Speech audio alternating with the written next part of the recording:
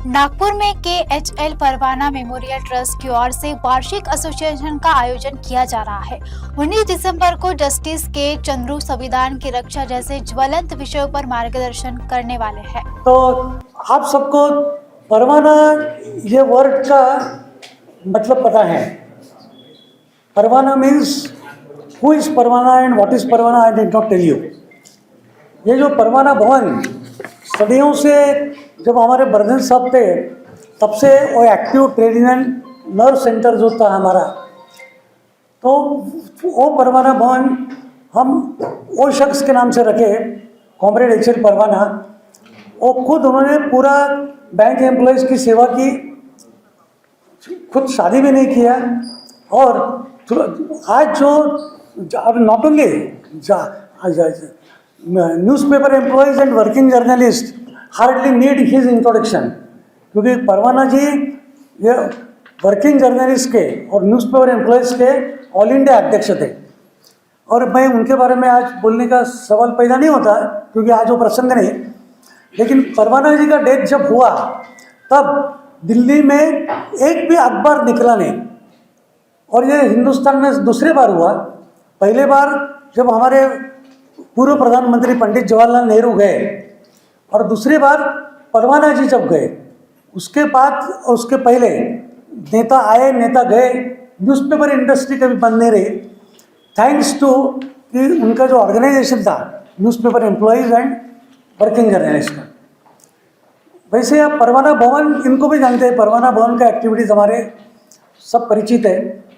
Trade union centre का है, अभी भी वो सेंटर है। सबसे महत्वपूर्ण ये है कि भाई बर्धन का नाम आपने सुना, तो बर्धन साहब के दिनों से, मोहन शर्मा तो उनके खास सहकारी थे, तो तब से लेके चल रहा है। और हमारा ये जो परवाना ट्रस्ट है, ये पिछले कई वर्षों से एक ट्रेड यूनियन के एजुकेशन का एक हिस्सा बनकर हम एक एनुअल ओरेशन प्रोग्राम लेते हैं। So we are conducting annual oration है, उसमें ऑल इंडिया पर्सनैलिटीज़ हम बुलाते हैं। पहले हमने D Raja, general secretary of communist party of India को बुलाया था। लास्ट ईयर हम प्रशांत भूषण, जो जाने माने सुप्रीम कोर्ट के लॉयर, सीनियर लॉयर, और पूरे हिंदुस्तान में जो एक middle class and democratic movement जो चल रहा है, तो कोर्ट में ले जाते हैं, सोशल में ले जाते हैं, सोशल सेक्टर में उनके लिया था। इस वक्त हमें बहुत खुशी है कि मिस्टर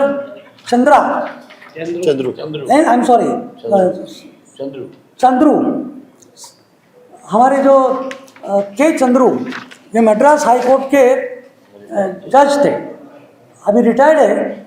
और उनका कॉन्स्टिट्यूशन ऑफ इंडिया, इसके ऊपर बहुत खास स्पेशलिटी है उनकी, और एक मास्टरी है।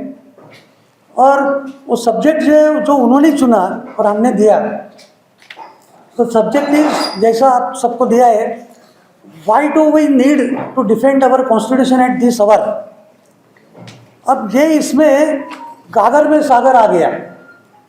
आज ये जो घटना है, भारतीय घटना, उसकी चर्चा पार्लियामेंट से लेके तो हिंदुस्तान के हर एक मोहल्ले तक, और हर एक बॉम्बे से लेके तो कलकत्ता तक, त्रिवेंद्रम से लेके कश्मीर तक पूरी चर्चा हो रही है कि ये कॉन्स्टिट्यूशन क्यों ज़रूरी है। हमारे जो घटनाकार थे परम पूज्य डॉक्टर बाबा साहेब अम्बेडकर, उन्होंने जो घटना हमें दी है उसका प्रोटेक्शन कैसा करना है, क्यों करना है, तो इसमें उनका मास्टरी है। तो ये उसके विविध पहलू पर रोशनी डालेंगे, तो वो रिटायर्ड वे कैसा प्रकाश डालेंगे, तो इसमें आने की चेष्टा करें।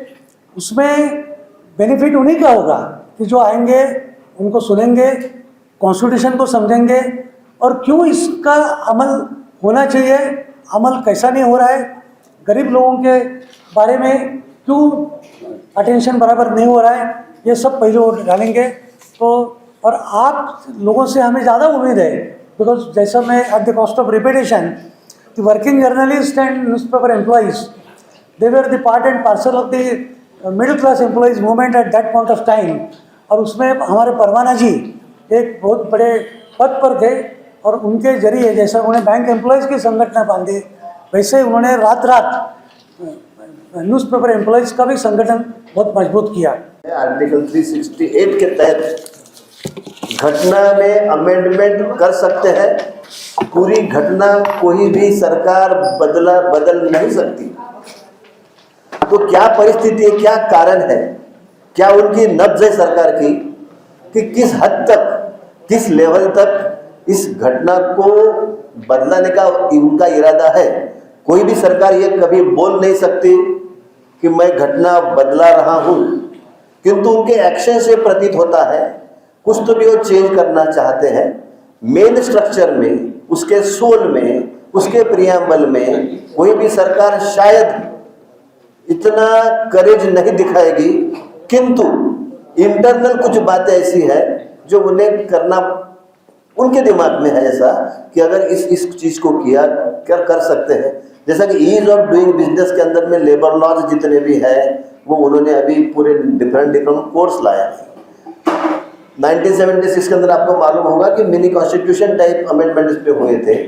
तो अभी जो डर है, कोई भी फोरम से ऐसा कभी बोला नहीं गया कि सरकार के जहन में ये बात है कि घटना बदले, किंतु मुंह ऐसा चल रहा है कि वो हो सकता है। तो उसको अगर ये बात आती है तो उसको डिफेंड करने के लिए हम लोगों ने क्या करना चाहिए, इस पर वो प्रकाश डालेंगे, जो कि मद्रास हाई कोर्ट के जस्टिस थे, बहुत एक्सपीरियंस है। उन्होंने हज़ारों जजमेंट्स ऐसे दिए हैं कि वो रिमार्केबल जजमेंट्स हैं। तो उनके मुंह से सुनने में हमारे ज्ञान में कुछ वर्धन होगा। इसलिए हमारा रिक्वेस्ट है हमारी कि ज़्यादा से ज़्यादा लोग आए, इसको थोड़ी पब्लिसिटी मिले, सब उसका बेनिफिट लें।